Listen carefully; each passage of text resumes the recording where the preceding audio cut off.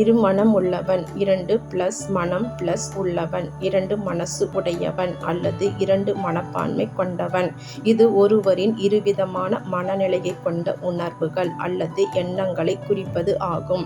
ஒருவரின் மனம் குழப்பமாக இருவிதமாக சிதறி ஒரே நேரத்தில் 2 விதமான எண்ணங்களை கொண்டிருப்பது. செய்யலாமா செய்ய வேண்டாமா, போகலாமா போக வேண்டாமா, திருந்தலாமா திருந்த வேண்டாமா, விடலாமா விட வேண்டாமா, கொடுக்கலாமா கொடுக்க வேண்டாமா, இது போன்ற ஒரு காரியத்தை குறித்து 2 சிந்தனைகள். இஸ்ரவேல் ஜனங்கள் எகிப்தை விட்டு கானானுக்கு செல்லும் வழியில் எகிப்தின் பழைய எண்ணங்கள், எகிப்தில் சாப்பிட்டோம் வாழ்ந்தோம் என்று கானானுக்கு பயணித்தாலும் இதயம் எகிப்தை சிந்தித்து கொண்டே இருந்தது.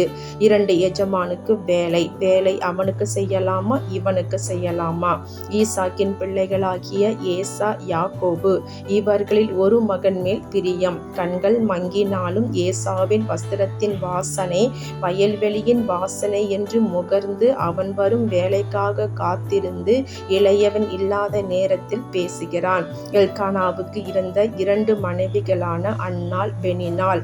இவளா அவளா? அன்னாளிடம் 10 பிள்ளைகளை விட நான் உனக்கு அதிகம் என்று மற்றொரு மனைவியுடன் வாழ்ந்து கொண்டே பேசுகிறான். 2இல் 1 செய்ய அல்லது 2 பேரில் ஒருவருக்கு செய்ய அந்த மனம் எத்தனை திட்டங்களை தீட்டிக் கொண்டே இருக்கும். தேவனை நினைக்க வேண்டிய மனம் இரவும் பகலும் இதுவா அதுவா, இதற்கா அதற்கா, இப்படியா அப்படியா என்று எவ்வளவு நேரங்களை இதற்காக செலவிட்டிருக்கும்.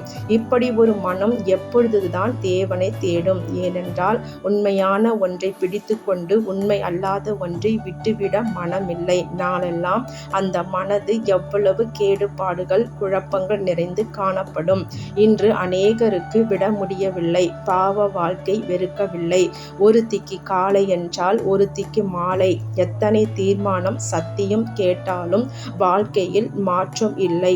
2 காரியங்களுக்காக காலங்கள் முடிகின்றது. இப்படி 2 மனம், 2 சமரசம், 2 வாழ்க்கை செய்கிறவன் இதுவரை தன் வழியில் நிலையாக இல்லை, இனிமேலும் இருக்க போவதில்லை என்று வேதம் சொல்கிறது.